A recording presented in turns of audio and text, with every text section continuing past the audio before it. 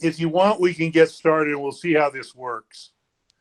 And if it's unmanageable, please yell at me and I'll try something else. My for some reason, my iPad is not connecting, and that's what I was going to use to film things while I worked. So now I'm going to work one-handed and try to have a good steady hand with the camera. And if it drives you nuts, let me know and we'll just put the camera down.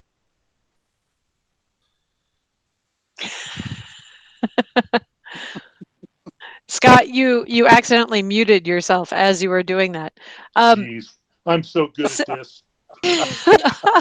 All right. So actually, before you get completely started, just so that we make sure your presentation stays up on the screen for everybody, I suggest everyone finds where Scott Skinner is in your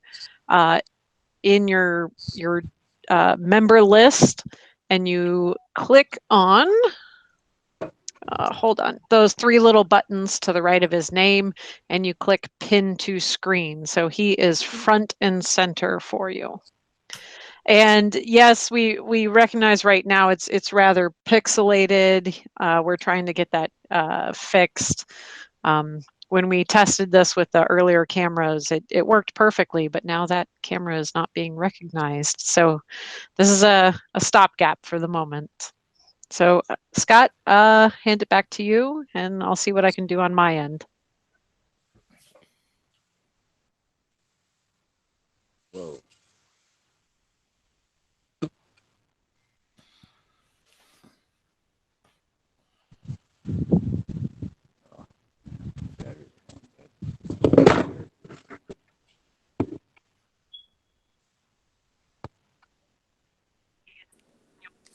I was just going to say that I have not seen Elman at UMake for a few years. And Elman, someone told me that you may have moved out west. Is that right? Yeah, that's correct. I'm in Lincoln City now. Oh, that's why we don't see you anymore. It's a little too long a drive. It wasn't even a good drive from Omaha, and now there's add 1,800 miles more to it. Well, it's really nice to see you here today. It's been a long Thank time. you. I miss you guys. We miss you too. We get to meet each other at the grocery store once in a while. Awesome. Awesome. Lincoln City is a small town. It's only 7 miles long. That must be Lindsay. What'd you say, Lindsay? Yeah. Oh, I said Lincoln City is a small town. It's only 7 miles long and about a mile wide. So, yeah. And virtually no kite flyers. Yeah, they're dying off or moving away. For anybody who's not in Lincoln City, they probably have more kite flyers per capita there than any place else in the world. Well, they do have a pretty good festival twice a year run by the city, who kicked me off for taking pictures near the kites. Shame on you. Come on. Yeah, you need to buddy up with Rhonda next time, since she's the kite flyer wrangler. So, well, Scott, I ran Morris down and he helped me. Yeah. So how's Scott doing? It looks like Scott dropped off again. It seems like there may be a bandwidth issue going on. Yeah, that's because he lives. I have a suggestion. Everybody pull out their Scott kites, and we can just hold them up so when he comes back on, he can see all the kites that they've influenced. Aww. I've got mine ready from this class that he did at UMake. There you go. You want to see? Yeah. Yeah, this is a perfect time. I'm gonna go get mine off the wall in the kitchen. Yeah. So do the class, Barb. I have my notes. I pulled them out. I want to see if he changed anything.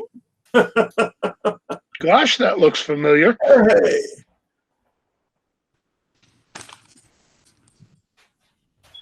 Well, hi, Barb. Haven't seen you for a few years. Hi, Elma. No, we don't make it out that way very much. Maybe Fort Worden, but that's about it. Yeah.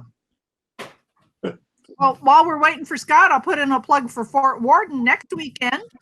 You can go to the Fort Worden website, kitemakers.org, and sign up for a Scott Hampton cube class and a Jeremy Colbert miniature kite class, both with different techniques than what we've seen so far today. So fun time, also free. Come and join us. And it's virtual. It's a virtual kite fest. Another virtual. It's a virtual kite fest, kite making workshop also. Done in a different way, but worth giving it a try. And it's under Fort Worden. If we look up under Fort Yeah, Worden. look at kitemakers.org. I think it's either the classes or the details page, and that's where you register. Barb, when did you get an accent? When did I get what? Who are you? Who's asking me that? Oh, that would be me. Hi, Andre. Hi, Barb. Oh, because I haven't had enough red wine and snacks with you guys and Dave Butler and Don Mock and Beth. I'm withdrawing. Good times, good times. Yeah, too much time in Minnesota, not enough time out. Hey, I see Scott is back. I think he's got bandwidth. Scott, we've been sharing photos of your kites.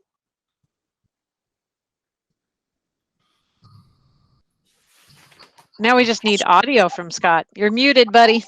I muted myself. Oh, look at Barb. That looks Way to better. go, Barb. Nice one. I don't see him. You I don't shouldn't know believe where me I now, did. Elman, because I'm showing pictures of kites.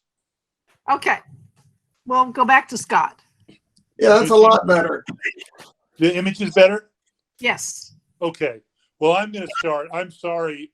My primary camera is down, so I'm using my handheld, and I will just work through this, and we're going to have fun anyway. Fantastic. Who said that? Somebody else. As I said, this workshop is many years in the making. Jose and I have done it for the last 4 or 5 years. And to be honest, when we do it with people, we really get caught up in getting something made. And we don't get to talk a lot about really sound techniques using paper and bamboo. And so today that's what I'd like to do, is really talk about both making creative 3-stick kites, but also talking about some of the techniques that can help you and that can lead to success. Many years ago, we did workshops with the Drachen Foundation, and we did them with a lot of university students and art students and people with great creative skill, but no kite flying or kite making ability. And Robert Trepanier and Stuart Allen are the two that I think came up with this approach. It's an approach of parameters where, for example, you tell your students that you get 4 equal length sticks, you get a 1/2 meter of paper, and you may not alter the sticks in any way. And then you see what comes out. Of course, this approach is dependent upon talking to students about kite aerodynamics, talking about the principle of symmetry and lift and drag. And if they have that background, it's amazing how a workshop that starts out and you think it's completely restrictive and that there's no creativity allowed, and what in the world can you do with just 4 sticks and a 1/2 piece of paper, and they have to stay the same. Well, we got wildly different end products, and that's what showed me the power of this approach of starting with a parameter. In this case, we start with 3 equal length sticks. we start with a given amount of paper. And in this case, in the usual case, we tell our students that they can bend their sticks, but they can't use them bowed, if you will. So you can't use, or you can bow the sticks, but you can't bend them and use them as a bent stick. Now, later on, you can do that, and we'll show you how to do some things doing that as we go. Years later, I did workshops with my friend Nobuhiko Yoshizumi from Japan, and he brought me another great kite, the Rokaku. And you'll notice, if you look at the back, it's a 3-stick kite. Voila, I had no idea. So here's another completely different kite, Rokaku, a hexagon from maybe like the Bermuda or the Caribbean, and then our classic American barn door. We have 3 traditional designs, 3-stick designs, and now we get to be creative with those 3 sticks and do something new. I'll give you some examples. Here's a good shot of a kite by Jose. And you can see 3 sticks. He has curved 2 of them, and he has shortened the 3rd. So different set of parameters, but a completely different end product.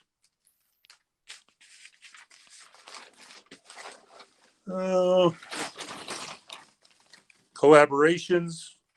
Again, you can add this parameter, 3 sticks, 3 equal lengths, and they have to have 1 intersection. Makes it a little tougher and more restrictive. So that's where we're going to start today.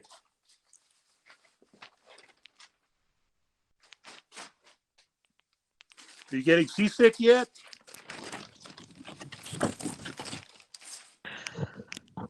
A little, but I'm also very jealous of your workshop and everything you have I'm in not there. going to show the workshop. It's such a freaking pigsty thanks to this workshop. All right. I want to talk, before we get into kites, I want to talk about paper and bamboo, if you would allow me. When we talk about Japanese paper, most people say washi. Washi is a generic term, but washi also normally means mulberry paper. You often hear the word kozo. Kozo is the normal Japanese mulberry paper. It's characterized by very long fibers, very soft fibers, flexible fibers, and so it's perfect for what we do at kites. It's light, it's strong, and it's flexible, and so we can use it beautifully for kite sails.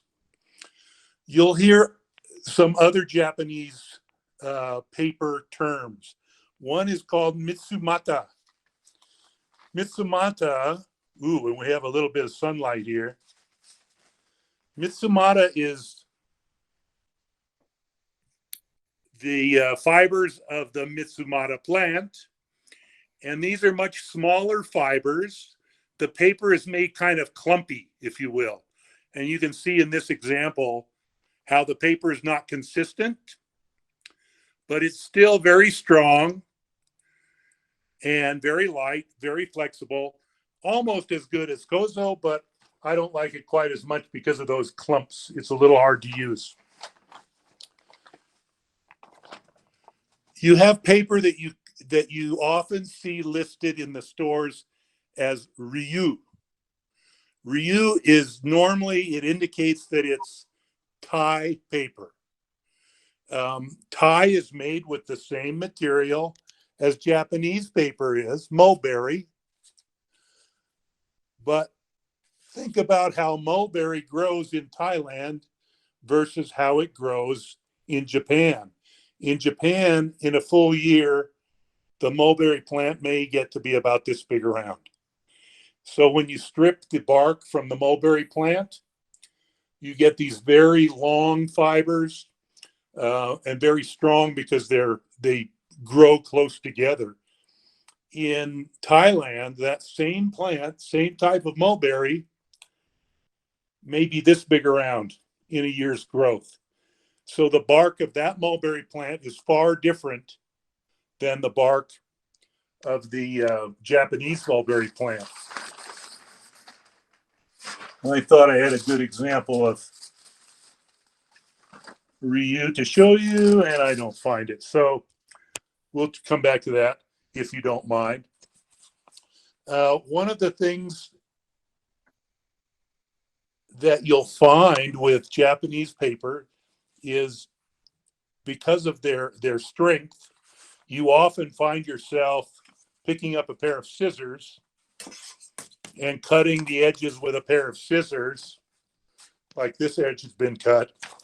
And it leaves you with an edge that's really not very pleasing. It's really sharp and hard, opposed to the edge of the paper itself, which is this beautiful, delicate, kind of undefined edge that's quite nice and quite beautiful to use in your kite making. Well, there's kind of a double solution there. If we fold a piece of kozo like this one, and this is going to be ugly, folks, and then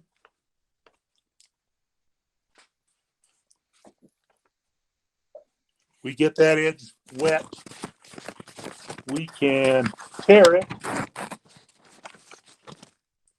and end up with that same soft edge that's much more pleasing to work with than a sharp cut edge from your scissors. There's another type of Japanese paper that we normally don't use in normal kite making, but our friends, the miniature kite makers, will use it. It's called, oh, what is it called? Let me think. I've lost the name. Oh, it's called Gumpy. And you can see how light and fragile this Gumpy is. It's a beautiful paper for miniatures. And if you ask by name, you can often find it in paper stores. All right, how are we doing? Am I making you all seasick? Feedback? Yes, you are. No, you're not. Yeah, I'm Keep really it coming. enjoying this. Oh, you're doing good. You're doing good. All right, thank you. So, whoever said that, I love you. Let's talk about. Thank you, darling. Pardon me? I said thank you, darling. Yeah, I know. My word. Okay, this is going to be hard now, but we're going to do it somehow. Okay, let's see. I'm going to use. Is it looking at me right now? No. It's looking. Okay, I'm going to switch my camera around. Great shot of your stool, Scott. I know. That was my tripod, you fool.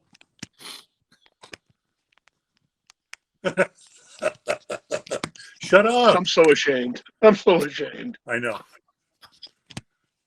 Oh, this is perfect. Okay. Whenever we use bamboo, we use two twins. Usually, they come from the same piece that we have split accurately, so that we have a left side and a right side. Should we all yell together? Huh? Scott, Listen. all we see is your reflection in the screen of your phone. You have That's no good. It was working for me. Yeah, you guys criticize. You guys There are we no fun at go. all. Yay! Yeah. You see your face. You're good. Okay, we're gonna try this again. Well, that's an interesting kite behind you, but yes. Okay, we're gonna try this again. Okay. We start with two pieces of bamboo that we say are twins. We say they're twins because they came from one piece. And we split that one piece exactly in half. And we can look at the twins. You can't probably see it, but the nodules align. And so we know those twins are magically going to bend exactly the same. Oops. But these don't. See that? Can you see the fact that they're not bending the same? That's because these are milled bamboo. And while they're very, very good, they're not perfect. So every time you use two twins, you have to check the bow to make sure they're the same. Let's find two that are.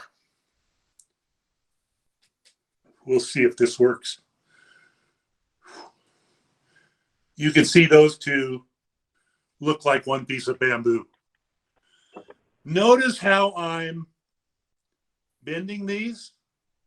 I'm putting pressure at the bottom of this spar to bend. I'm not grabbing the spar and bending this way like a wishbone, because I can drive the bend if I grab the bamboo like that. So I just use the end of the bamboo to make sure that the twins are really twins. When we, in paper kite making, say check symmetry, we mean the symmetry not only of the, am I on the paper, folks? Where am I? Oh. Yeah. Now you are. Yep. Yay! Okay, I'm on the paper? Yeah. Good for me. So, unlike working with modern materials, when we say check symmetry, we can just look at the shape. We can look at two pieces of fiberglass and know that they're the same. But with natural materials, symmetry means we have to check the bamboo, make sure that we have matched pieces left and right, make sure that they are of equal strength, make sure that they bend the same. All of those are dependent upon the preparation of the bamboo. We have to do the same with the sail material. Left has to be the same as right. So we very rarely use two pieces of paper, one type of paper on the left side and one type of paper on the right side. That's a formula for a problem, because two pieces of paper are often going to have different densities. The air is going to react to them differently, and they're going to react to the air differently. So if I prepare paper for a paper kite, I will prepare a two-color piece of paper, top and bottom, not left and right. Understood? Got it? Everybody okay? Yes. Got it. Roger. All right. Perfectly clear. Perfectly clear. Yes, I have it. Pardon me? That was Lindsay. I got it. I got it. You're the man, Lindsay. Thank you. Okay. I can show you with these. With a 3-stick kite, you don't have to have 3 of the same sticks, but 2 out of 3 do, because you're normally going to have a left and a right, or 2 diagonals, and either a center spar or a bow spar. So 2 out of 3 have to match. And if you look at these closely, I kind of highlighted the nodule so that you can see that those are similar. Those are twins. The bamboo I'm using today is all machined bamboo. And there is an obvious side that is a skin side. You'll see it looks a little bit green. And there's another side that is the pulp side. It's much lighter yellow or light brown. I hope you can see the difference, but know that there is a difference. It's much easier to see with a regular piece of bamboo where you see the skin and a nodule and the pulp. Pretty obvious. Okay. When we make a 3-stick kite, the first style, if you will, is Japanese style. This is the style of kite that Yoshizumi and I made in a lot of Japanese kite making classes. Notice that it starts with the paper, and the paper has been cut to the right size for the sticks. The sticks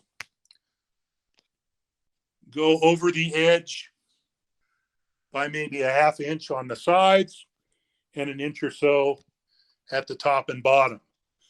Notice there is a seam allowance all the way around the kite.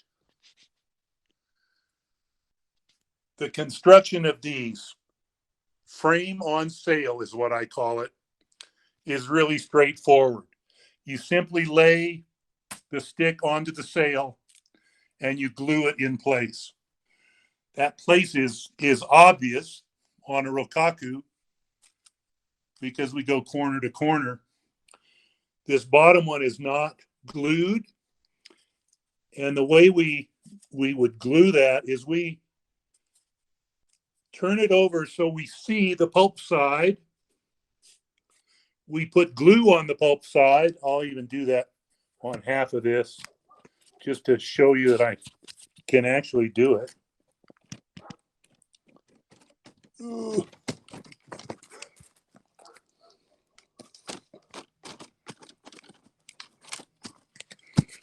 I'm so nervous.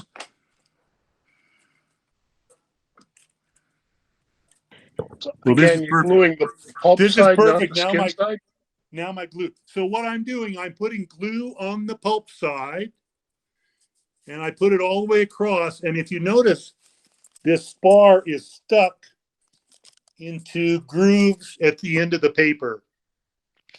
And so once I put glue on it, I just flip it over, press it down, and voila, it will be glued in place. It's a very easy way to manage the stick or the frame and not get glue all over the place. Hey, Scott. Yes? I have a question regarding putting glue on the pulp side versus the other side. Good. There is a strength difference between the two sides, correct? Yes, there is. And there's also a porosity difference between the two sides. So like the pulp side is going to kind of suck up a bit more of the glue, or does that really matter? That is one consideration. I like to use glue on the pulp side because the pulp side does absorb the glue better and it sticks better to paper. Oftentimes with a skin side, it can be slick and the glue doesn't grab quite as well. But there's a more important problem, or a more important factor than that. If I take this bamboo and I bend it with the skin side out, pulp side in. If you think about which is more dense, the skin side is more dense. This is the natural way that you would think that the bamboo should be bent. And I would agree with you. This is the natural way that it bends by itself and that you think you would use it. So you would think that you would glue the skin side to the paper. The problem with that is that because the pulp side is on the inside, this can continue to bow and bow and bow more than you want it to. If you put the skin on the inside of the bow, that bow is limited at that place. It won't overbow in flight or as you fly it more and more. So I tend to always glue pulp side down. You'll get plenty of people who will say skin side down. I can't argue except for that one little bit of logic. Okay, did I do something?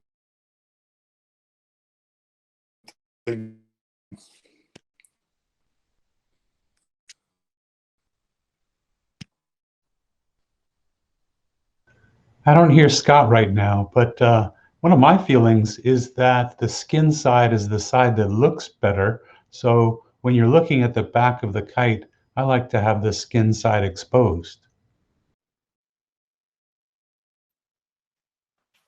Scott, can you hear us? We can neither. I think your microphone is off and your video is off as well. I think it's time to hold up our Scott Skinner kites again. As a friend of mine says, it's a marvelous technology that almost works.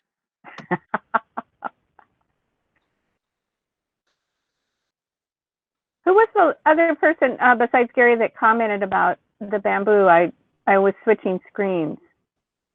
That was me, Glenn. Oh, hi, Glenn. There he is. You're back, Scott. Yay! You're muted, Scott. I was muted. Isn't it great working with a Phoebe? Okay. I love this guy. Just very quickly, here's another example of frame to sail construction. I had a sail. It had a seam allowance around the edges. I laid the frame onto the sail, and bingo, I end up with an extremely creative three-stick kite. Switch your camera around. Oh, geez. There, yay! There we are. Thank you, whoever said that. Yeah. I'm very sorry. So here again, a frame to sail construction. The sail was prepared. The frame was laid on it and glued to it. And bingo, we have this exceedingly creative three-stick kite. But it does show you how little you have to do to make a very big difference in the end product. Did it fly? This one hasn't even been bridled, so this was for workshop only. But do you think it would fly? Is there any reason this wouldn't fly? If it bows top and bottom, it probably flies. If it's bow, I would bow this like a rokaku. Got a very wide aspect ratio at the bottom that may make it a little bit squirrely, but yeah, if it bows top and bottom, it should fly. Should be no problem. Well, Okay, I'm going to show you one quick bowing technique. I'll probably show you 2 or 3 before we're finished today. Notice I've tied a bow line to both of my spars at both ends, and I've just made a simple tie. I think I started the tie with a clove hitch, and maybe I secured it with glue, or maybe I didn't. Maybe I tied it down.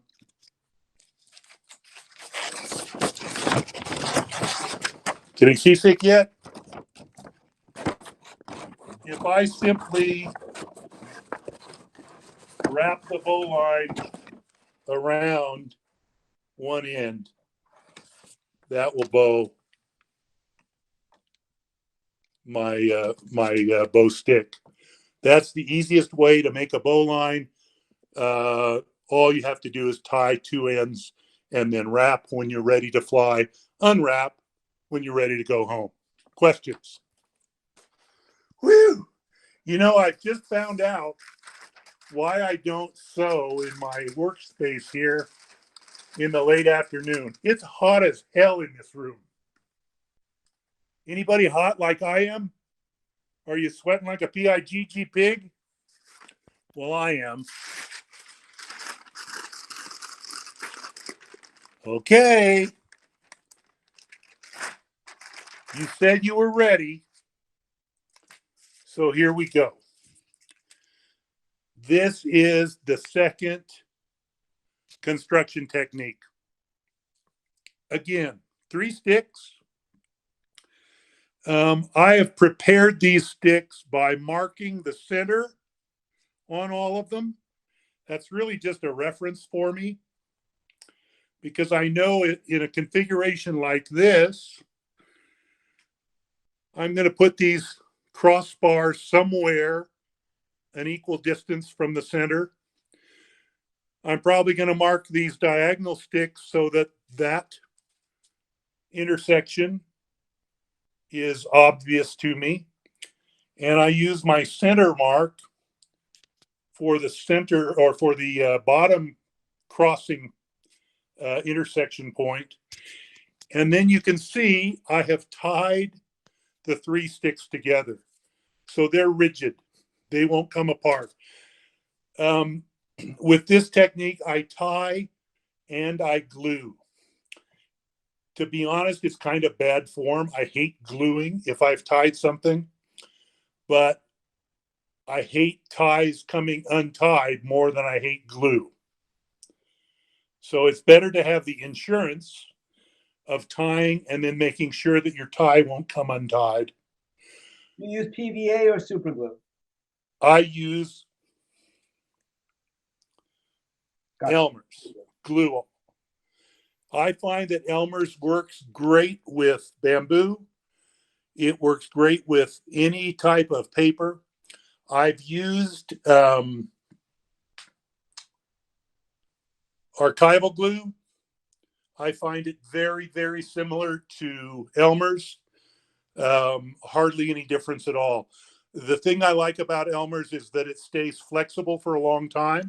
It doesn't get brittle. And so that you can undo mistakes as you go. All right. If I have a rigid frame, I lay that rigid frame onto a piece of paper. And then in this case, what I've done is I've cut the paper generally to the shape of the frame. And you can see again, I've left a little room at the end of the spars. I like the spars to come outside the edge of the kite sail, because when the kite does hit the ground, if it hits the ground, it hits the spar and it doesn't tear the paper. It doesn't stress the paper. And if your frame is put together nice and tight, your kite will be perfectly safe when it hits the ground. Same procedure here. I would glue down all these edges all the way around, obviously. And if you want to clean up those excess bits around the edges, you can. But now I have ends that I can tie a bowline to. I have ends at the bottom. If I want to tie tails to those ends, I can do that. And voila, again, I have a very simple shape with a little bit different approach. I find that this approach is what most people automatically do. They like to have the frame done, and then once the frame is done, they go on and play with the paper. Now. Hey, Scott. Yes? You have a question from Barbara Meyer. She's raised her hand. Yes, Barb? Hey, Scott, when we did this class at UMake, you Yeah. made me insert lines through all my hems. Have you decided that's not necessary? Now, oh no, it is not necessary. I'll go back a little. It can be and it can't be. The kites that I'm showing here are all made with about 20-inch spar. So the edges are all about 18, 16 inches or so. Under 20 inches, under 2 feet, really, I don't worry about reinforcing the edges any more than just folding over. I think folding over is enough. As soon as we get larger, then you have the option of adding a string to these long edges to give it more durability. In this size, I think it's a little bit overkill. And what we probably did in the workshop, Barbara, to be honest, is I probably showed you that technique so you knew the technique, but it probably wasn't necessary for the size of kite that you made. Is that okay? Yeah, that's okay. I was just curious because. And we're gonna see more. We're gonna see more of that idea soon. I just quickly show you these ideas of a 3-stick frame on sail. And these are very, very simple variations. You can imagine on any of these, you can cut out areas. You could cut out more areas, or you can leave it the way it is and have an end product that looks the way these look. Questions? Scott, I see that you put a little tape. I know that you're gluing the bamboo to the paper, but then in addition, you seem to be putting a bit of tape at the end of each of those sticks. To reinforce the connection, or is it just to protect the paper from tearing? Yeah, it is a reinforcement to keep the paper from tearing. In a lot of cases, you don't need that because these folds will provide that reinforcement. But in some cases, it can be a decorative approach, and it can also help structurally. Is that paper or is it tape, plastic tape? These are actually pieces of paper that I've glued on. Gotcha. Got it? Thank you so much. You bet. And I like to do that at bridle points in some cases, just to give yourself a little extra reinforcement.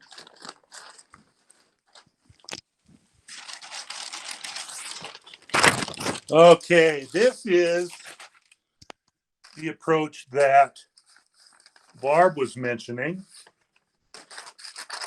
I'll try to make you good and seasick before we start here. In this approach, I'm going to start with a frame. Ignore the paper on the frame and act as though that's just the frame for a second. And what I do in this approach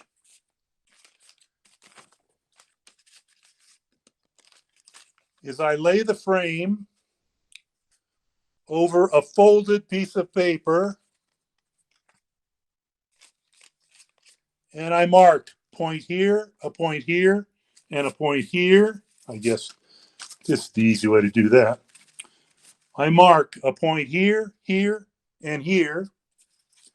And I get my trusty ruler and pencil and mark that piece.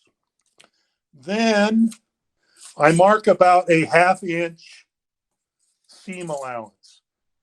It's really more like a centimeter because it happens to be from a centimeter ruler.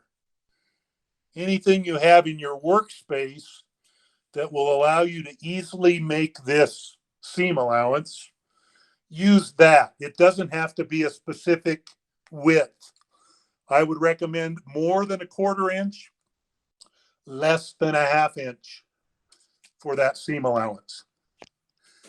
So now you've noticed I have a double piece of paper and I cut it with a straight edge and a razor cutter all the way around.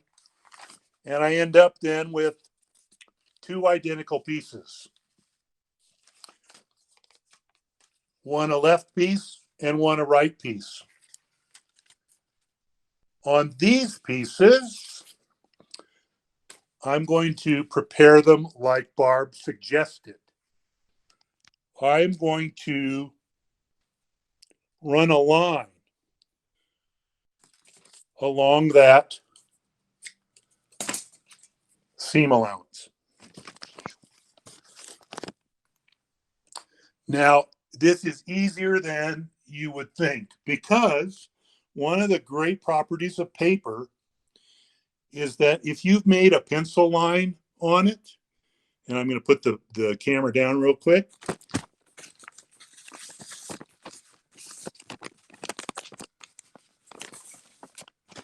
Without even trying, you can fold right along that pencil line. It's very easy to do. And it's one of the great things about paper. Once you have folded that, we get our trusty Elmer's, which doesn't want to work for me right now, of course. Boy, Nick, is this guy a pro or what? Nick's given up on me. No, I haven't. I'm on mute, and actually I am totally loving this because I'm looking at the 3-stick kite that I have from you and Jose. All right. So I get to see how this whole thing was made. I love it. See what I've done here, everybody? I made a little snail trail of glue right down the trough of that fold. And then I lay the line in it. And I may have to give it a push or two with my finger, but I try not to mess with it too much. And once it's laid in there, whoa, I put glue on the rest of the area, fold, and now, with any luck at all, we have one edge that is like the 3 edges of this piece. And so now what will happen, we actually will do this on all 3 sides. And so at every point we have two lines coming out, which makes it easy to tie this sail onto the frame. And that's what I've done in this example. The sails are tied. Yes? One question. I think I know the answer, but it may help. So like on that one, you have one open side of the piece of paper, and then you have 2 sides that are attached to the frame. Did you put a line on all of those or just a line down the open side? I have lines on all 3 because the lines on these 2 sides are what help me tie it to the frame. The line on this side functions like what Barb mentions. It gives the side strength, and it also gives me another line to tie 2 lines on both these corners. God, I'm sorry, I can't really see it so clearly, but is that paper actually wrapped around the sticks or only tied? No. You can see my finger. Yes. And same with this one. And is it the same with the longeron? Is it wrapped around or just tied onto the longeron? Just tied, top and bottom. Oh, that's very cool. I think this is a really pleasing way to construct kites. It does take a little bit of practice to make sure these tie points are consistent left and right, because it's very easy to tie and have a little gap. And if you have a little gap here, you better have a little gap over here. That symmetry thing gets in the way in a hurry. I think I just saw Torsten raised his hand. Yes, Torsten. Yes, just a little question. Is it just for design to tie the sails, or is it some practical reason to not glue the sails on the sticks? I like it aesthetically most. Okay, thank you. Yeah, so I don't think that it adds to the structural integrity. It's probably less accurate than gluing to the frame. Okay, so thank you. You have to be more careful with this approach. On the other hand, you could have 3 or 4 different sails that you can just change out on the same spine. Yeah, I guess the problem there is that once I've tied these, they're tied and never to go back, because I cut them down and I don't have any excess. And so once they're tied, you can't use that again, because that string has been cut at the end. You don't have anything to tie with. Understand? Absolutely. And do you put a drop of glue on the knot or not? I do. Again, the worst thing that can happen is that one of these knots comes loose,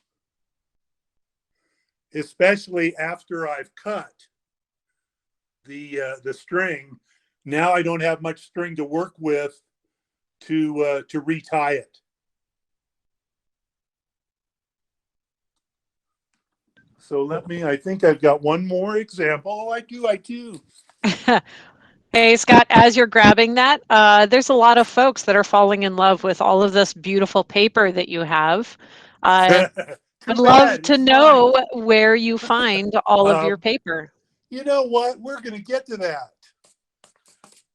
I'll show you one more quick example. This is a combination. I've floated the bottom 2 sails, one on either side. And you can see that they're separate. And then I've glued to the frame on the top one. The preparation of the sail is exactly the same. I've marked it, I've folded, and in this case, I simply would glue it to the frame in both directions, instead of to the string and then tying the string. Here's another nice variation, a star effect instead of the types you've seen up to this point. Somebody needs to make 50 stars, all different, with 3 stick kites. That's your problem. Okay. Paper. There's a great paper resource online, Hiromi Paper International. Ugh.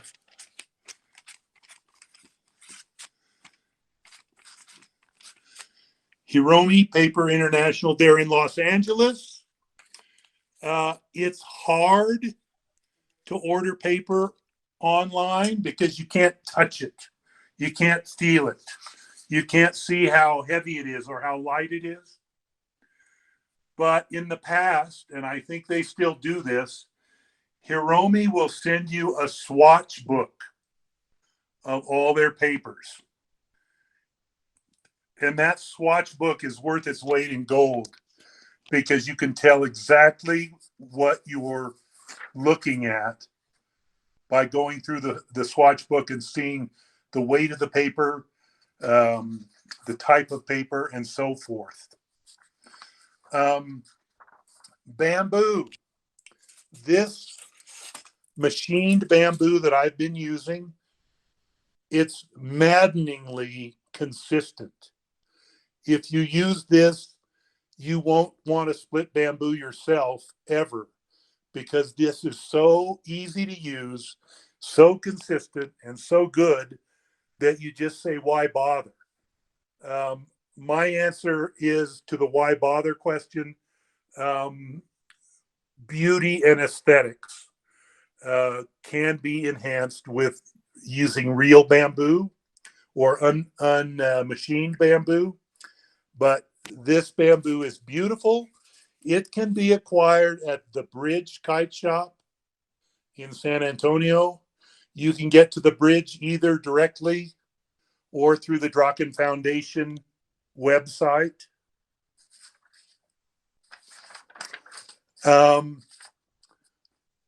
Don't think that you don't have your own sources of bamboo close by. Go to the garden section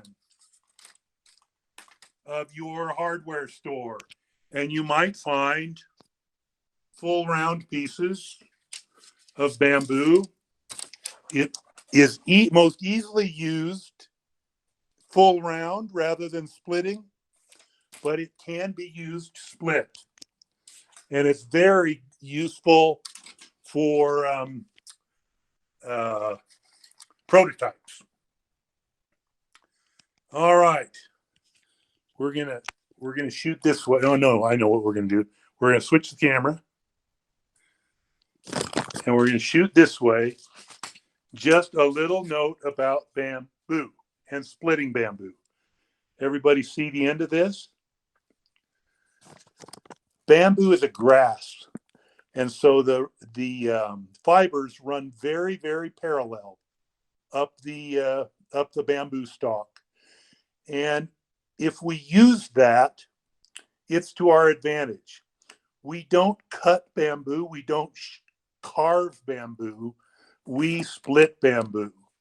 If you'll notice, I have a nice thick bladed knife. My knife is between two halves of bamboo.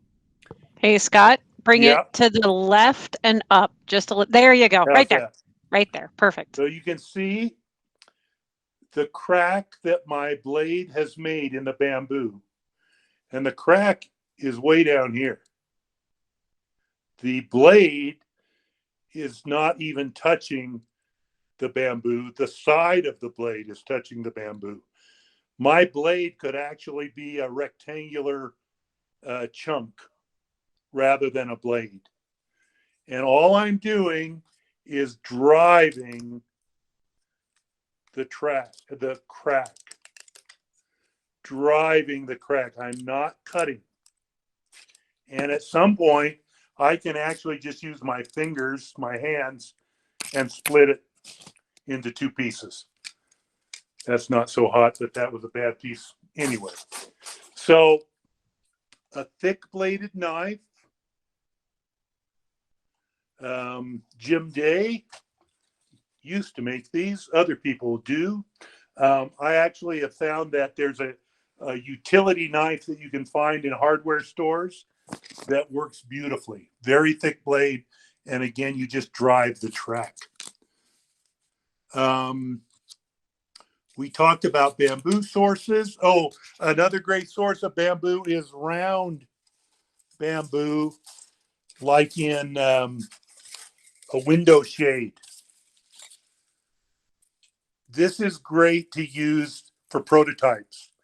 This is like 1 millimeter round machined bamboo. Scott, your hand's over the camera. Ay, ay, ay. There we go. Like Rosanna Dana said, it's always something.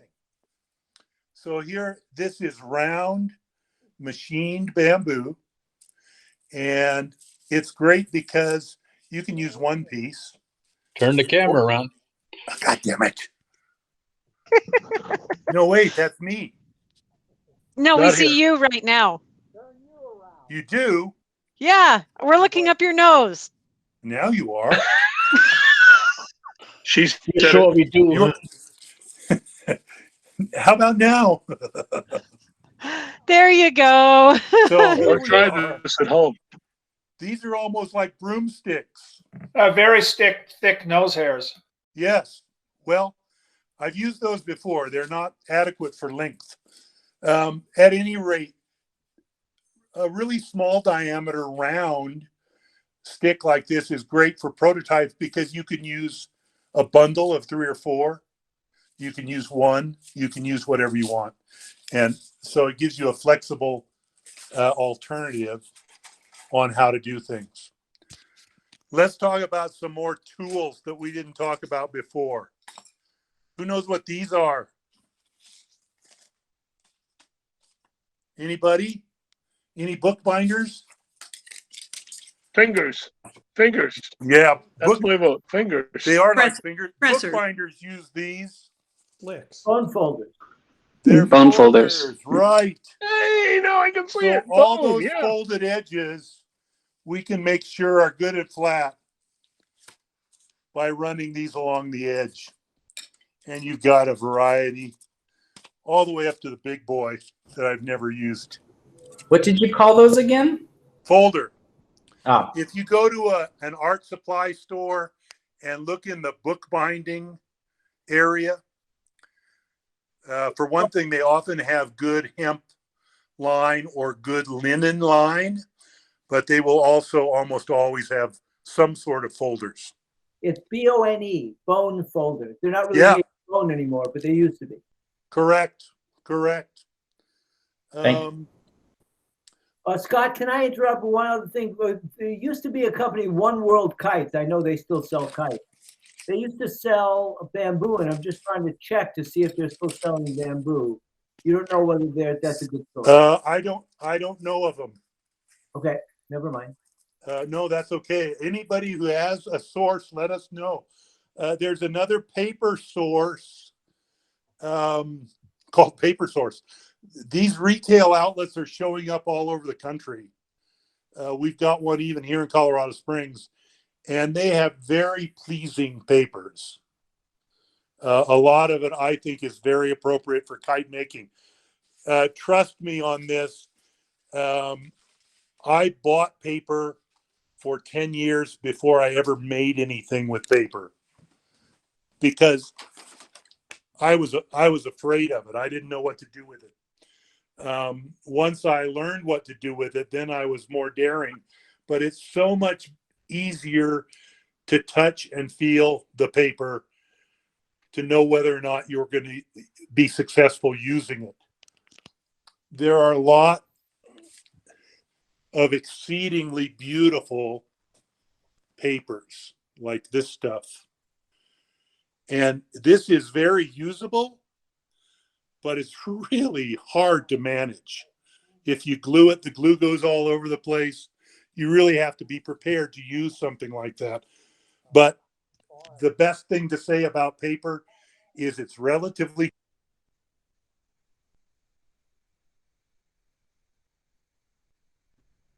Uh-oh, Scott, I just accidentally muted you while I was taking care of someone else. I That's apologize. okay. I'm back. There you go. Sorry about that. That's okay. Paper is relatively inexpensive. If you buy it and it doesn't work, then guess what? You can use it like I've used this today as a backdrop. You can use it as a folder for some of these paper kites. Any number of ways you can use it.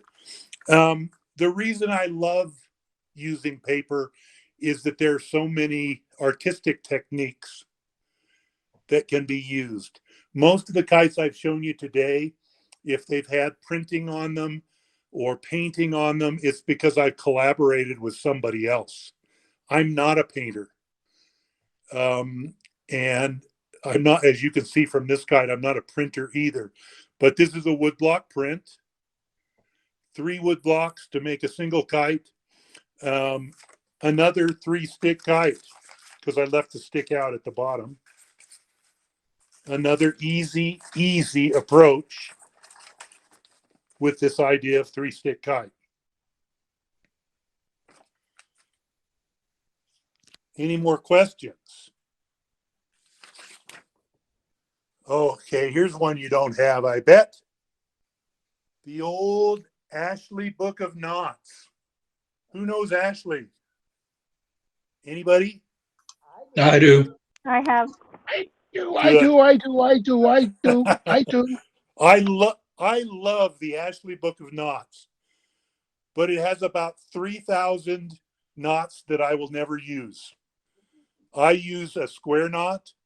I use a clove hitch. I use a lark's head. And if I've used anything else, you'd have to remind me. I don't know what else I've used. Actually, on one of my kites with Yoshizumi-san, he said, square knot is not so good because it makes a little lump there. Do a granny knot. And a granny knot, which is a square knot tied improperly, actually is better because it lays really flat. So I say know your knots, but you don't have to know very many of them. More questions? Don't you ever use a slip knot? No, I really don't. Let me show you my stolen technique from Robert Trepanier.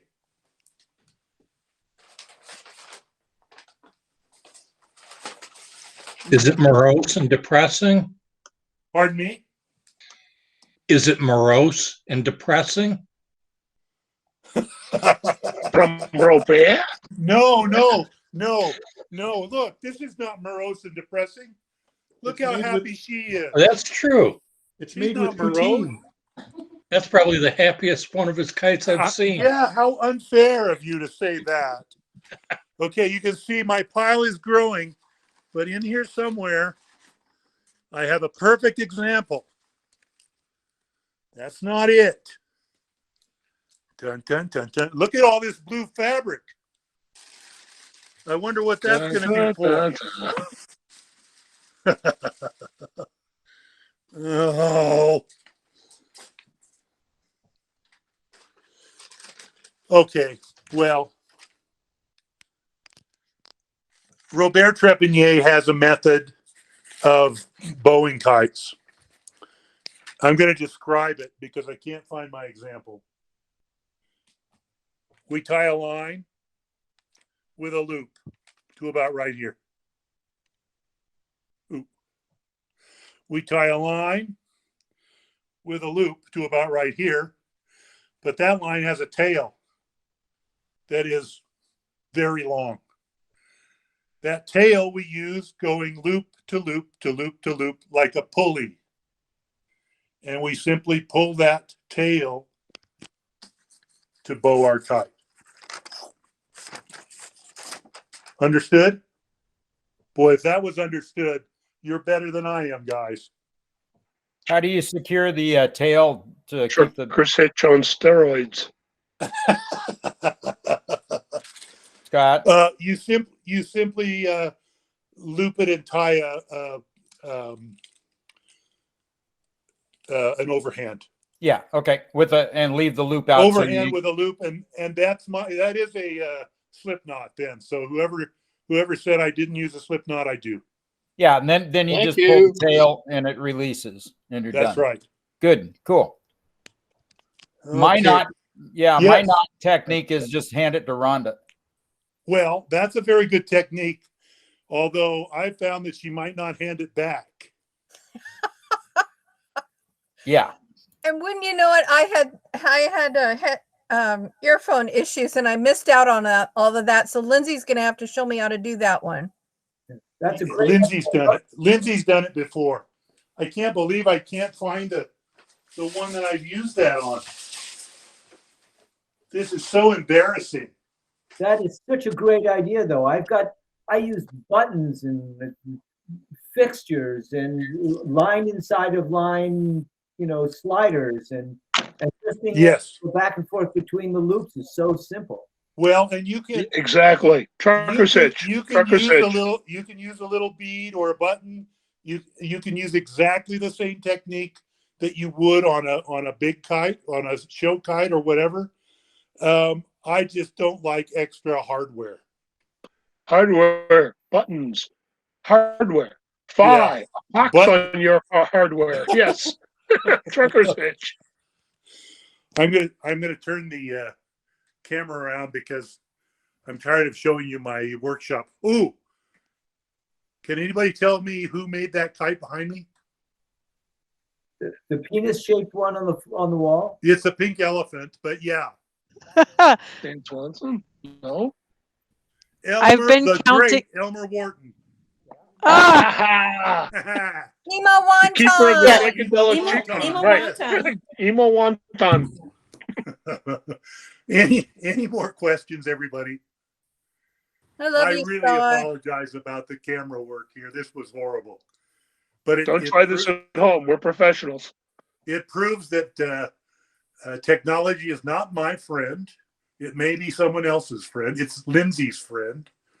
And I just make friend with Lindsay so that he can be my technological friend. Yeah, and that's the only way I get friends. That's it. Tech likes Lindsay best. That's all there is to it. That.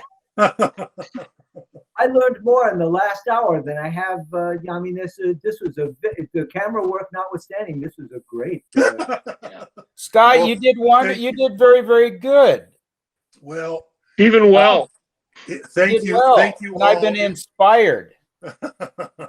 No, really. The paper and all that shit. You know, I mean, stuff. I've been, yeah. Well, this is sorry, really, Nick. This is really fun for me because obviously, Maker was the last thing that Jose and I did together last year. I mean, you make, yeah, whatever that thing's called. Whatever we called it. And we did 3-stick, but as I say, we never can get into this kind of epic detail, and you never know what's going to excite people and make them take the leap to do this, because one of the great things about making paper kites, they are great prototypes for what you might want to do in ripstop, or what you might want to do really big instead of really small. So I like it as a way of making some new ideas, building on those ideas, and then seeing if I can execute them in these materials and then in others.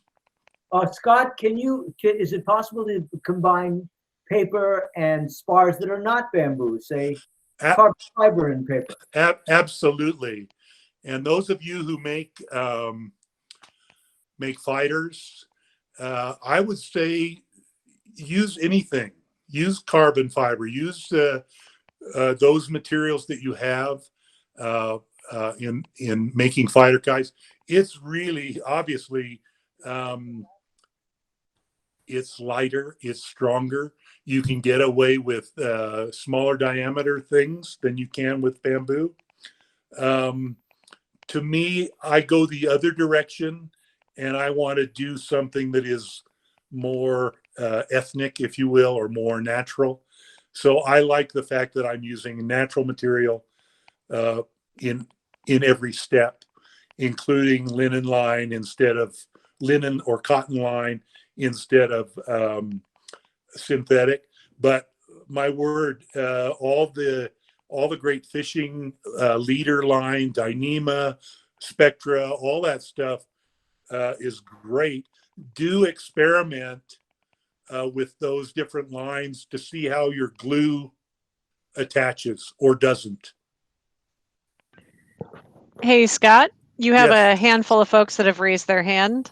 We'll start with Craig, and here shortly, I'm going to be hopping off and getting the next session started. That one is with Chris Hansen on a scrap tail technique. Righto. But Craig, go ahead. Yeah, is there any kind of diagram for the trepanier bow that you described? I'm not sure I followed your words. Yeah, I understand. There's better than a diagram if I can find a stupid kite. If it's something you can post later, that'd be fine. Yeah, that would be easy. I can certainly do that. It's just maddening that I know it was here earlier because it was one of the last things I brought into this room. but It's under the blue But fabric. as of now, it's buried, so I If don't it's the find it. last thing brought in, it should be on top, right? I mean, You'd think, wouldn't you? hey, I got a pilot license too. Yeah. I pilot pretty well in here. I can't can pilot believe. anything. Okay, I will post it online. I promise. Great. Thanks, Scott. Sure. Other hands up? Lindsay, I see a hand.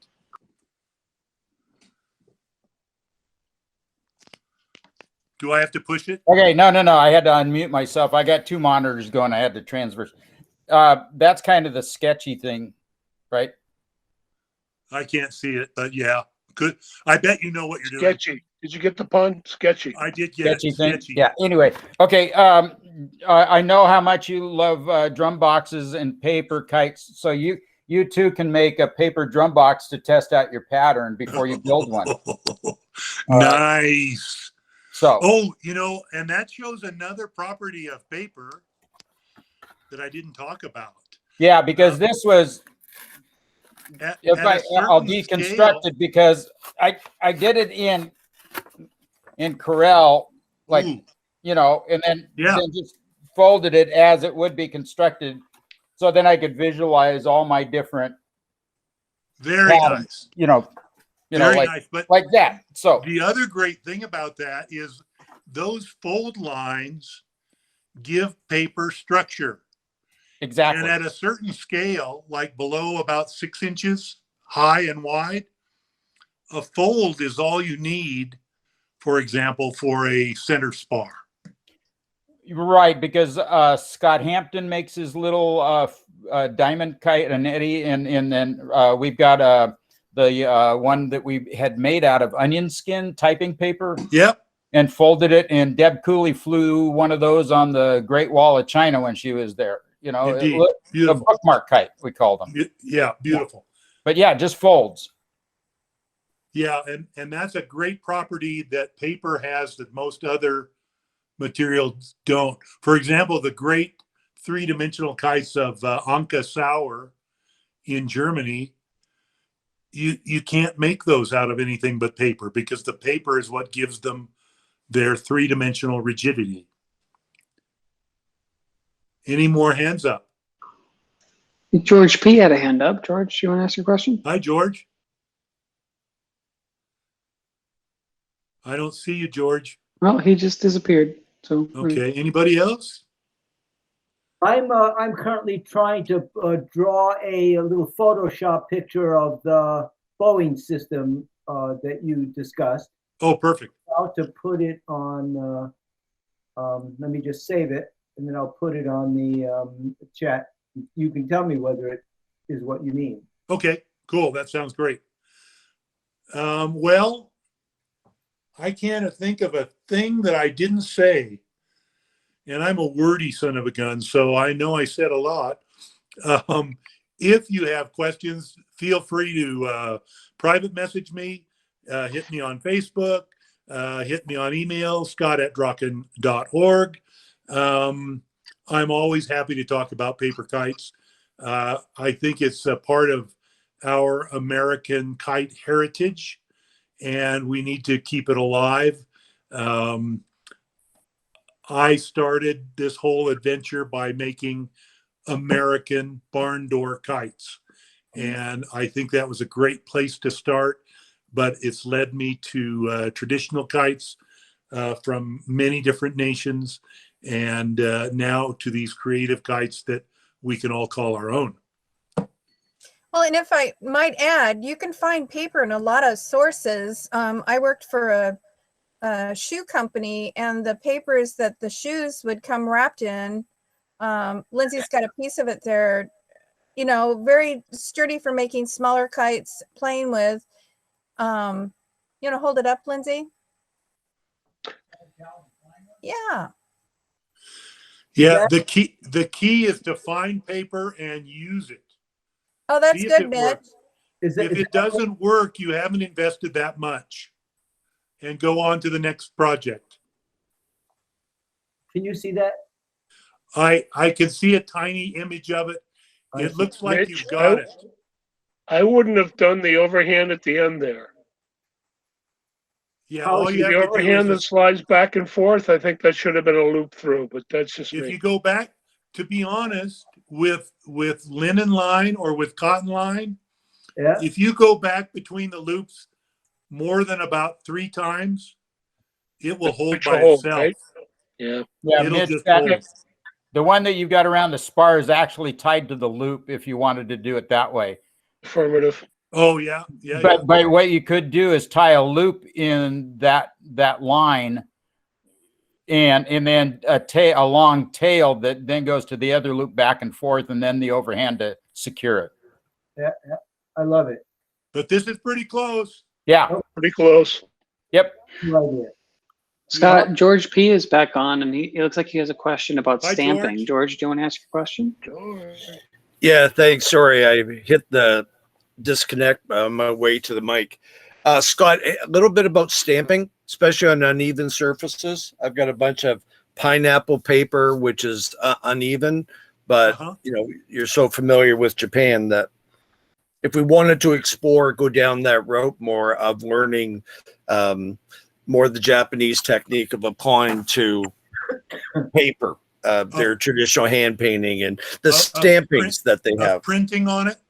Yes. Like woodblock printing? Yes. Yeah, there are great books out there on Japanese woodblock technique. I had no idea until 10 years ago when I took a class or two that in Japanese woodblock printing, the paper is actually damp or wet when they print the color onto it. I thought, how in the world could that be? Why don't you get the color bleeding all over the place? Well, it's not that wet. It's almost as if it stays out in humidity for a while and then you print on it. But as I say, I am a beginning woodblock printer. I have done it. It works and it's fun to do. It's a whole new skill set. And I highly recommend it. Even more, I highly recommend finding printers in your area and collaborating. I'm not at all afraid to go to someone and say, hey, I really love your print. I'd like to make a kite out of that. And sometimes they'll say yes. And you get wonderful things to come out. I'm going to find something here. Hey, Scott, while you find that, I just wanted to put this in there that in just a few minutes, we're starting this next session with Chris Hansen presenting on his scrap tail technique. So we're almost done, honest. Okay, this session can continue on. It will keep recording and it will stay active until the last person leaves. So we can always bug Scott for more information later, but yeah. I'm going to hop off of this one and get to the next one. And great seeing you guys. So here's an example, everybody, of a wonderful printer from Utah. And I just cut up the print, used it in a simple kite. And here's one that I haven't gotten to yet. This printer printed silver on blue, and I did make her the kite for her. This is great because I made the kite with this as the front, because in light, this is what you see. Remember, we have the power of light, and changes the nature of this completely from reflected light to backlight. That's one of the reasons I love collaborations, is that it gives you something that you've never worked with before that stretches you and makes your kite making more exciting, more interesting. And it's something you never would have done. Bravo. Hey, Bravo. thank you, everybody. It's amazing. I'm more than ready to quit, but I'll keep going if you want to keep going. I have to leave. Thanks, Scott. Thank you. It's You amazing. guys Love are you, welcome. Thank Scott. you. Thanks for Thank being. you, Scott. Thanks for Awesome being job. there, Gary. Thank you, Scott. All Thank right, you, Elman. Scott. Good talking to all. Good almost Scott seeing who? all of you. Thank you, Scott. Thanks, Scott. You're welcome. Adios. Adios, Bye-bye. amigo. Compadre. I'm gonna hang up. Bye.